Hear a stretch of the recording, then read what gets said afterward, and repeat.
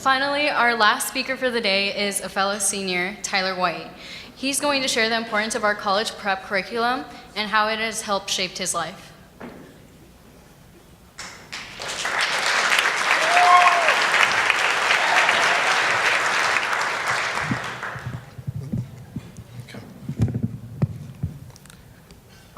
Thank you, Burhan. Destiny. The hidden power believed to control what will happen in the future, fate. I'm the product of two things, circumstance and hard work.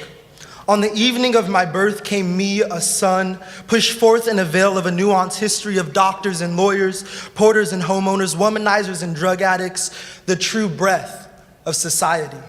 Stories of days when the sun laid its head to rest. The existence of my grandmother's dark skin was an indication of her invisibility amongst the moonlit sky, for she was not granted the right to see the stars, to know the path that would be charted in her name, a narrative of triumph, of defying the odds stacked against her, of crossing state lines, sitting in the back of the train that her dear brothers helped to lay the tracks for.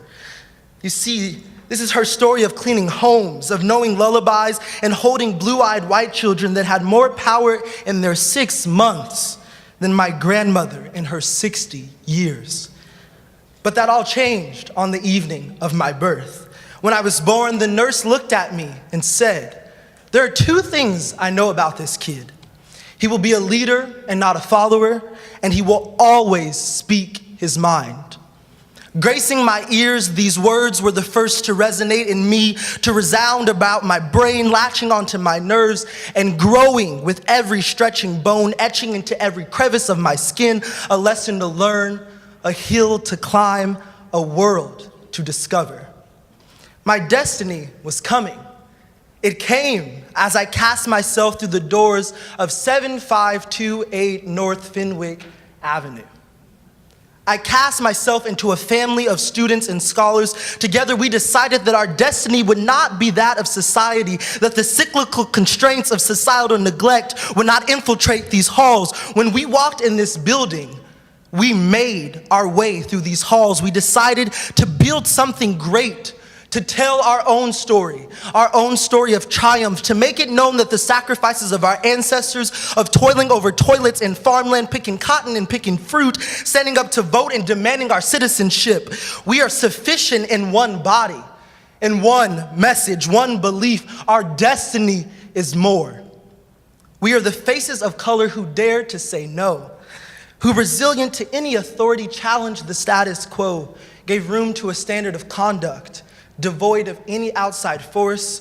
We translated those tears and sweat and blood from ancestors of our ancestors into hours of homework. Early mornings heading to CWSP, test after quiz after exam, working on the weekends, practicing in the gym every night, investing into our communities, protesting, leading and facilitating change, all culminating here, all feeding into this moment.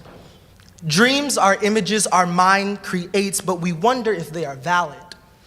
So as I waited this March to receive the answer to my dreams, as I logged into the applicant portal, acceptance after acceptance came through. McAllister, Fordham, Reed, Georgetown, Brown, Swarthmore. Rejection came as well, Princeton. Waitlists also became a friend of mine too, Yale and the University of Chicago. But my surprise came in a phone call. Sitting in my living room, I heard on the other line, "Hello, is Mr. Tyler White there?" This is he. "Hi, I am Dean Bach from Swarthmore College, and I wanted to inform you, truly, this is one of my favorite parts of my job. We have a limited number of merit scholarships, and we would like to offer you the McCabe Scholarship, a full tuition academic grant for all 4 years."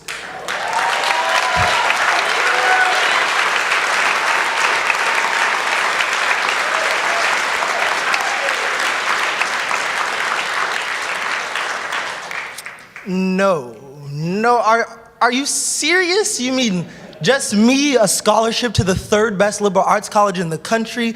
Without warning, I heard the voices of my grandmother, the stories of sundown laws, and the normalcy of the N-word as her name. I saw my friends and teachers, staff members who crippled their hands scribing away on our behalf, a counselor who diligently sent every opportunity our way, friends who had pushed me to want to be more, to be better.